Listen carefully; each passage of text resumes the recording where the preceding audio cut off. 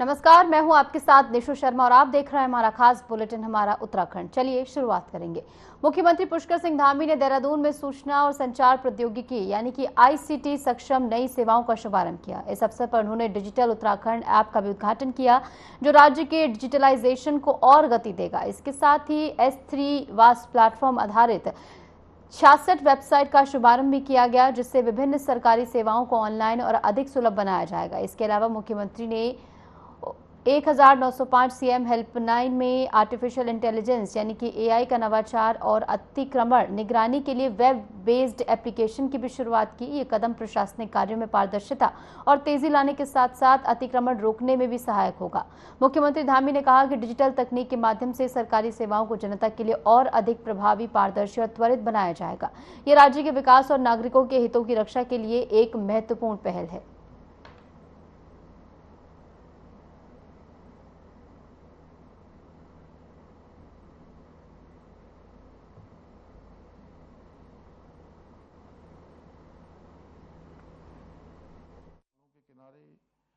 कोई सरकारी जमीनों पर तो उस क्षेत्र के पटवारी की जिम्मेदारी होगी, उस क्षेत्र के लेखपाल कानूनगो की जिम्मेदारी होगी, उस क्षेत्र के एसडीएम और तहसीलदार की जिम्मेदारी होगी। उनका उत्तरदायित्व तो होगा, चाहे वो इस स्थान से ट्रांसफर होकर कहीं दूसरी जगह भी चले गए होंगे तो भी उनकी वो जिम्मेदारी में शामिल होगा। जब भी उसकी जांच होगी तो इस पूरी प्रक्रिया को ऑनलाइन अब ट्रैक किया जा सकेगा। इससे शहरों में अतिक्रमण पर लगाम लगाने में सफलता मिलेगी। भाइयों बहनों, 1905 सीएम हेल्पलाइन हमारे राज्य के नागरिकों और सरकार के बीच का एक बहुत संवाद का महत्वपूर्ण माध्यम है। आज हम इस सेवा में एआई आधारित सुविधाओं की भी शुरुआत कर रहे हैं। एआई के माध्यम से शिकायतों का ऑटो कैटेगराइजेशन, त्वरित समाधान और फॉलोअप मॉनिटरिंग और भी बेहतर तरीके से हो सकेगी। इससे नागरिकों की शिकायतें जहां एक और तेजी से दर्ज होंगी, वहीं उनका विश्लेषण और समाधान भी त्वरित गति से हो सकेगा। हमारा उद्देश्य है कि 1905 सीएम हेल्पलाइन में आने वाली प्रत्येक शिकायत का त्वरित और संतोषजनक समाधान हो सके, ताकि हमारे नागरिकों को अपनी समस्याओं के समाधान के लिए अनावश्यक रूप से कहीं भटकना न पड़े, समय पर उनको समाधान मिले, जो सेवाएं हैं वो सेवाएं मिलें। भाइयों बहनों, आज हम राज्य में एक और ऑनलाइन शिक्षा, ई स्वास्थ्य सेवा और भूलेख डिजिटलीकरण जैसे कार्यों को भी विशेष प्राथमिकता दे रहे हैं। वहीं ई डिस्ट्रिक्ट पोर्टल, सीएम डैशबोर्ड जैसे माध्यमों से लोगों को घर बैठे ही अनेकों सरकारी सेवाओं का लाभ प्रदान करने का भी प्रयास कर रहे हैं। इसके साथ साथ हम विद्यार्थियों के लिए स्मार्ट क्लास रूम और ई लर्निंग प्लेटफॉर्म का भी विस्तार कर रहे हैं। हम दूरस्थ क्षेत्रों में अपने नागरिकों के लिए टेलीमेडिसिन, ई संजीवनी सेवाओं के माध्यम से विशेषज्ञ डॉक्टरों की सलाह घर बैठे लोगों को उपलब्ध कराने का कार्य भी कर रहे हैं। इसके साथ साथ वर्तमान में हम अपनी सरकार पोर्टल द्वारा 85 से अधिक विभागों की 886 सेवाओं को ऑनलाइन उपलब्ध करा रहे हैं। इतना ही नहीं, आज हम अपनी कैबिनेट की बैठकें भी ऑनलाइन प्लेटफॉर्म पर आयोजित कर रहे हैं। इसके साथ ही आज हमारे राज्य के लगभग 95% गांवों में दूरसंचार कनेक्टिविटी पहुंच चुकी है। आज भारत नेट फेज 1 के अंतर्गत 1849 गांवों को हाई स्पीड इंटरनेट सेवा से जोड़ा जा चुका है, जिससे ग्रामीण क्षेत्रों में इंटरनेट सेवाओं में सुधार हुआ है। भाइयों बहनों, जैसा आप सभी को ज्ञात है, हमारा राज्य प्राकृतिक आपदाओं की दृष्टि से अत्यंत संवेदनशील है। प्रत्येक वर्ष हमको इनका किसी न किसी रूप में सामना करना पड़ता है। इसे देखते हुए हमारे यहाँ डिजास्टर मैनेजमेंट में डिजिटल तकनीक का महत्व और भी बढ़ जाता है। हम राज्य में आपदा प्रबंधन, एआई बेस्ड नवाचारों के उपयोग, प्रोएक्टिव और प्रिडिक्टिव आपदा प्रबंधन को बढ़ावा दे सकते हैं। इतना ही नहीं, हम अपने किसान भाइयों को एआई बेस्ड नवाचारों द्वारा और अधिक उनको लाभ पहुंचा सकते हैं। वर्तमान में हम अपने डिजिटल प्लेटफॉर्म का उपयोग करके उन्हें कृषि संबंधी, मौसम संबंधी पूर्वानुमान, बीज, उर्वरक और मंडी दरों की जानकारी प्रदान कर रहे हैं। साथ ही ई नाम राष्ट्रीय कृषि बाजार के माध्यम से उन्हें अपनी उपज का उचित मूल्य भी मिल रहा है। मुझे बताया गया है कि हमारे राज्य में पर्यटकों के लिए डिजिटल पर्यटन पोर्टल और मोबाइल ऐप्स भी प्रारंभ किए हैं, जिनके माध्यम से उनकी यात्रा को और सुविधाजनक और अधिक सुरक्षित बनाया जा रहा है। सारी उत्तराखंड के स्थानीय उत्पाद जैसे हस्तशिल्प, जैविक कृषि उत्पाद और अन्य पारंपरिक वस्त्र अब ई-कॉमर्स प्लेटफॉर्म्स के माध्यम से देश विदेशों के बाजारों तक भी पहुंच रहे हैं। इससे हमारे स्थानीय कारीगरों और उद्यमियों को नई पहचान भी मिल रही है। आज हमारे राज्य में डिजिटल भुगतान, ई-कॉमर्स, ई-बैंकिंग का प्रसार दूर दराज के ग्रामीण क्षेत्रों तक पहुंच रहा है। इतना ही नहीं, हम सरकार के कामकाज में भी डिजिटल भुगतान को ही प्राथमिकता दे रहे हैं। साथ ही हमने अधिकांश टेंडर प्रक्रियाओं को भी ऑनलाइन किया है। भाइयों बहनों, आज विश्व भर में एआई तकनीक का उपयोग प्रत्येक क्षेत्र में नई नई संभावनाओं के द्वार खोल रहा है, लेकिन इसके साथ ही हमें इसके दुष्प्रभाव और इससे पारंपरिक रोजगार पर पड़ने वाले संभावित प्रभाव को भी ध्यान में रखकर सजग रहना होगा। मेरा पर्सनली मानना है कि हमें इसे एक खतरे के रूप में नहीं बल्कि एक अवसर के रूप में देखना चाहिए। अब समय आ गया है, हमें अपने युवाओं को एआई फ्रेंडली बनाना होगा, क्योंकि जो इस तकनीक के साथ मिलकर चलेंगे वो भविष्य के बदलते हुए दौर में भी आगे रहेंगे। क्योंकि जितनी चुनौतियां आएंगी, जिस प्रकार के भी चैलेंज होंगे, वो उस पर पार पाएंगे। इसलिए आवश्यक है कि हम अपने शिक्षा और प्रशिक्षण के ढांचे को इस प्रकार से तैयार करें जिससे हमारे युवा केवल एआई का ही उपयोग न करें बल्कि उसके विकास में भी अपनी भूमिका निभा सकें।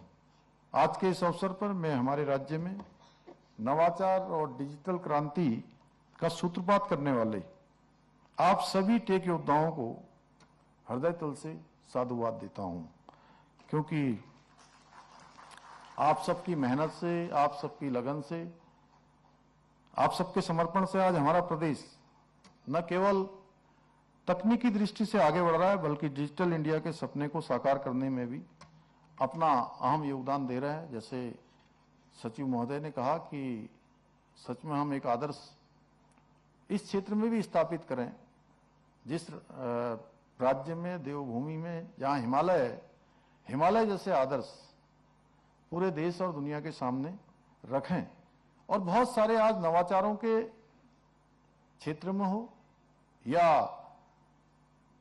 ऐतिहासिक निर्णय लेने हो, उन सभी में हम आज देश के सामने एक उदाहरण के रूप में हमारा राज्य प्रस्तुत हो रहा है। हमारे राज्य के द्वारा जो निर्णय लिए गए हैं, जो काम किए गए हैं, वो अन्य राज्यों के लिए भी आज एक उदाहरण बन रहे हैं। मैं आज के इस अवसर पर कुछ घोषणाएं भी करना चाहता हूं, जैसे कि भविष्य की चुनौतियों को सामना करने के लिए राज्य में नेक्स्ट जनरेशन डेटा सेंटर स्थापित किया जाएगा, जिसके अंतर्गत डिजास्टर रिकवरी के लिए भी एक अलग से मैकेनिज्म बनाया जाएगा। राज्य में शीघ्र ही भविष्य की चुनौतियों का सामना करने के लिए एआई मिशन प्रारंभ किया जाएगा, जिसे एक्सीलेंस सेंटर के रूप में विकसित किया जाएगा। गुड गवर्नेंस की अवधारणाओं को आगे बढ़ाते हुए राज्य में नेक्स्ट जनरेशन रिमोट सेंसिंग एवं ड्रोन एप्लीकेशन सेंटर का विकास किया जाएगा। राज्य में एक विशिष्ट आईटी कैडर स्थापित करने के लिए सरकार प्रयास करेगी। इसके साथ साथ आज मैं हिलटेक से हाईटेक का मंत्र आप सभी के सामने रखना चाहूंगा, क्योंकि अब समय आ गया है कि हमारा राज्य एक सुंदर पर्वतीय राज्य होने के साथ साथ तकनीकी रूप से दक्ष राज्य के रूप में भी जाना जाए। मुझे पूरा विश्वास है कि आप लोग इसी प्रकार सरकार के साथ कंधे से कंधा मिलाकर कार्य करते रहेंगे और उत्तराखंड को देश का श्रेष्ठ राज्य बनाने के हमारे विकल्प रहित संकल्प को पूरा करने में अपना योगदान प्रदान करेंगे। इसी विश्वास के साथ इन सभी नवाचारों को प्रदेशवासियों को समर्पित करने के साथ ही आप सभी का एक बार धन्यवाद करते हुए मैं अपनी बात को समाप्त करता हूं। बहुत बहुत धन्यवाद। त्रिस्तरीय पंचायत चुनावों में बीजेपी के 4 जिला पंचायत अध्यक्ष प्रत्याशी निर्विरोध चुने गए हैं। उत्तरकाशी से रमेश चौहान, चंपावत से आनंद सिंह अधिकारी, पिथौरागढ़ से जितेंद्र प्रसाद और उधम सिंह नगर से अजय मौर्य को निर्विरोध निर्वाचन संगठन की मजबूती, जनता के विश्वास और कार्यकर्ताओं के समर्पण का प्रमाण है। सभी नवनिर्वाचित जिला पंचायत अध्यक्षों को हार्दिक बधाई एवं शुभकामनाएं। उम्मीद है कि ये सभी अपने जनपदों में जनभावनाओं के अनुसार कार्य करते हुए विकास के नए आयाम स्थापित करेंगे।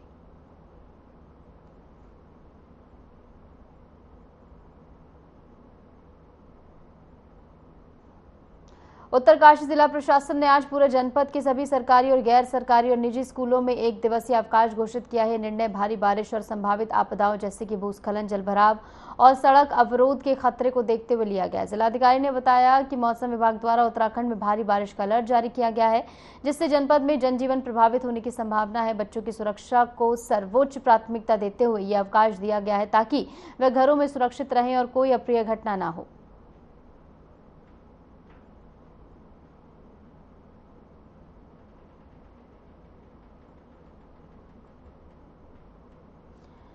एनएन प्रोडक्शन की Hindi feature film Tinchari Mai the untold story का ट्रेलर और पोस्टर देहरादून के सिद्धार्थ होटल प्रिंस चौक में अति विशिष्ट अतिथियों के साथ लॉन्च किया गया। इस अवसर पर बीएसपीएस प्रदेश अध्यक्ष सहित कई गणमान्य लोग और फिल्म के कलाकार उपस्थित थे। बारिश के बावजूद हॉल खचाखच भरा रहा। निर्माता नवीन नौटियाल ने फिल्म निर्माण के अपने सपनों को साझा किया और निर्देशक लोकेश नवानी ने बताया कि फिल्म उत्तराखंड के सुप्रसिद्ध जोगन और सामाजिक आंदोलनकारी टिंचरी माई के जीवन से प्रेरित है, लेकिन कथानक नया और समकालीन है। बीएसपीएस प्रदेश अध्यक्ष चंद्रवीर गायत्री ने लोगों से अपील की है कि वे अधिक से अधिक संख्या में फिल्म देखें और उत्तराखंड की कहानियों को बढ़ावा दें। कार्यक्रम का संचालन रंगकर्मी सुशील पुरोहित ने किया। बहुत अच्छी फिल्म है, बहुत अच्छा ट्रेलर इसमें दिखाने भी, और जिन लोगों ने इसको राइटअप किया मिस्टर लोकेश नवानी जी, दूसरे जो निर्देशक हैं बहुत ही सूझे हुए बुझे हुए इंसान हैं गुनियाल जी हमारे, और बहुत अच्छी फिल्म है, दमदार स्टोरी है, दमदार एक्टर्स ने इस पर काम किया है। मैं चाहूँगा बेटा 1 मिनट आना जरा, ये हमारी अभिनेत्री हैं जिन्होंने इस फिल्म में काम किया है। बहुत ही दमदार रोल है, लग रहा है कि एक बार हम उस 70-80 के दशक में वापस है, जब हमने टिंचरी माई का नाम सुना था, एक जुगेण का नाम सुना था। एक जुगेण थी पुरुष, इतनी फेमस थी, उन पर बहुत सारे गीत भी बने, बहुत सारे लोगों ने उस पर लिखा भी है उस समय, जबकि उस समय इतने अच्छे संसाधन नहीं थे, फिर भी बच्चे बच्चे तक को टिंचरी माई का नाम याद था। और लोकेश नवानी जी, हमारी नवीन नौटियाल जी ने और हमारी पूरी टीम ने बहुत अच्छा काम किया है। मैं चाहूँगा कि पूरा राज्य, चाहे जहाँ पर भी उत्तराखंड है, पूरे देश में 155 हॉलों में ये फिल्म रिलीज हो रही है देश के। तो ये बहुत खुशी की बात है कि एक ऐतिहासिक फिल्म हमारे बीच आ रही है जी। और इस बीच उत्तरकाशी से एक बड़ी खबर सामने आ रही है। आपको बता दें, खराब मौसम से धराली रेस्क्यू ऑपरेशन स्थगित कर दिया गया है। खीर गंगा जलस्तर में लगातार वृद्धि हो रही है। मौसम विभाग ने भारी बारिश का अलर्ट भी जारी किया। हर्षिल घाटी में तेज बारिश से आपदा का खतरा बना।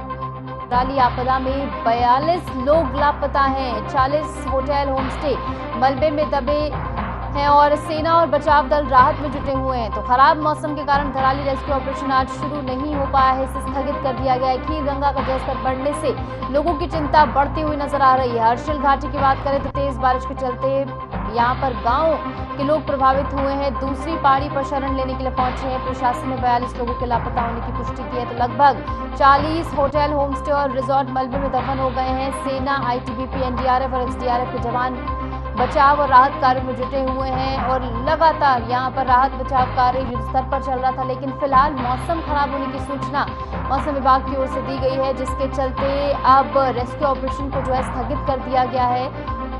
और जैसे ही मौसम ठीक होगा, साफ होगा, अनुकूल होगा, उसके बाद रेस्क्यू ऑपरेशन एक बार फिर से शुरू किया जाएगा। 42 लोग अभी लापता हैं, इसकी पुष्टि की गई है प्रशासन की ओर से। तो वहीं 40 ऐसे होम स्टेज और होटल्स हैं जो कि मलबे में तब्दील हो चुके हैं। ऐसे में आपने देखा है बीते दिनों से लगातार रेस्क्यू ऑपरेशन युद्ध स्तर पर चल रहा है और आज मौसम को लेकर जो चेतावनी जारी की गई, कई कई जगहों पर बारिश हो रही है। तो ऐसे में पहाड़ी क्षेत्र होने के नाते यहाँ का पूरा माहौल जो है वो और ज्यादा संवेदनशील हो गया है। खबर रुद्रप्रयाग से है, जहां भारी बारिश के चलते चारधाम यात्रा भी प्रभावित होने लगी है। मौसम विभाग की चेतावनी को देखते हुए प्रशासन ने 12, 13 और 14 अगस्त को केदारनाथ धाम यात्रा अस्थायी रूप से स्थगित करने का निर्णय लिया है। रुद्रप्रयाग जिलाधिकारी प्रतीक जैन ने बताया कि श्रद्धालुओं की सुरक्षा को सर्वोपरि रखते हुए डेंजर जोन में 24 घंटे मशीनें और रेस्क्यू टीमें तैनात हैं और नदी नालों के जलस्तर पर भी लगातार निगरानी फिलहाल रखी जा रही है। मौसम विभाग के पूर्वानुमान के अनुसार जनपद में 12, 13 और 14 को कुछ जगहों पे ऑरेंज अलर्ट और कुछ जगहों पे रेड अलर्ट भी घोषित किया गया है और आपदा प्रबंधन विभाग राज्य सरकार ने हमारे को भी निर्देशित किया है कि इस टाइम पे, इस समय पे सबको बहुत अलर्ट मोड पे रखें। सभी अधिकारियों को भी निर्देशित हमारे द्वारा किया गया है कि इस टाइम पे बिल्कुल अलर्ट मोड पे रहेंगे। हमारा जो वार्निंग सिस्टम है उसको भी हमने टेस्ट कर लिया है। जो भी नदी के आसपास जिनकी बसावट है, किसी की दुकान है, किसी का घर है, मेरा सभी को अनुरोध रहेगा कि इस टाइम पे आप भी चौकन्ने रहें। कहीं भी लगे कि अगर नदी का जल स्तर ऊपर बढ़ रहा है तो उस टाइम पे तुरंत अपने घर को या अपनी दुकान को, जो भी बिल्डिंग है जिसमें आप रह रहे हैं, उसको वेकेट करके थोड़ा ऊपर वाले हिस्सों में चले जाएं। इस बीच देहरादून से एक बड़ी खबर आ रही है। बद्रीनाथ यात्रा पर 14 अगस्त तक रोक लगा दी गई है। हेमकुंड साहिब यात्रा पर रोक जारी रहेगी। भारी बारिश के कारण ये प्रतिबंध लगाया गया है। प्रशासन ने यात्रा स्थगित करने का निर्णय लिया है। 14 अगस्त तक धार्मिक यात्राओं पर पूर्ण रूप से रोक रहेगी। देहरादून में मौसम खराब होने के कारण प्रशासन ने बद्रीनाथ धाम और हेमकुंड साहिब की यात्राओं पर 14 अगस्त तक के लिए रोक लगा दी है। भारी बारिश के होने वाले खतरों के कारण ये कदम सुरक्षा के मद्देनजर उठाया गया है। यात्रियों से अपील की गई है कि वो फिलहाल यात्रा को टाल दें और प्रशासन के निर्देशों का पालन करें। तो फिलहाल मौसम की ओर से जो अंदेशा देखने को मिल रहा है, मौसम विभाग की ओर से जो एडवाइजरी जारी की जा रही है उसके अनुकूल यहाँ पर 14 अगस्त तक के लिए यात्राएं जो हैं रोक दी गई हैं। खबर उत्तरकाशी से है, जहां गंगोत्री क्षेत्र के डबरानी के पास निर्माण कार्य में लगी एक जेसीबी मशीन नदी में गिर गई, जिसमें चालक भी लापता हो गया। जानकारी के अनुसार ये जेसीबी गंगोत्री हाईवे चौड़ीकरण कार्य में लगी थी। घटना के बाद क्षेत्र में हड़कंप मच गया। सूचना मिलते ही एसडीआरएफ की टीम मौके पर पहुंची और चालक की तलाश के लिए सर्च ऑपरेशन शुरू कर दिया गया।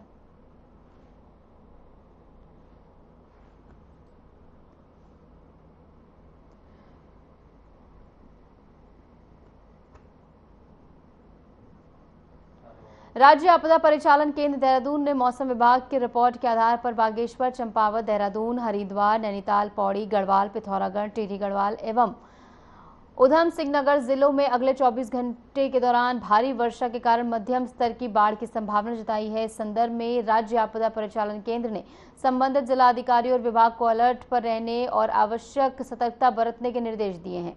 साथ ही आमजन से भी प्रशासन के आदेशों का पालन करने, सतर्क रहने और सुरक्षित स्थानों पर रहने की अपील की गई है। प्रशासन ने लोगों से अत्यधिक सावधानी बरतने को कहा है ताकि किसी भी आपदा की स्थिति में नुकसान से बचा जा सके।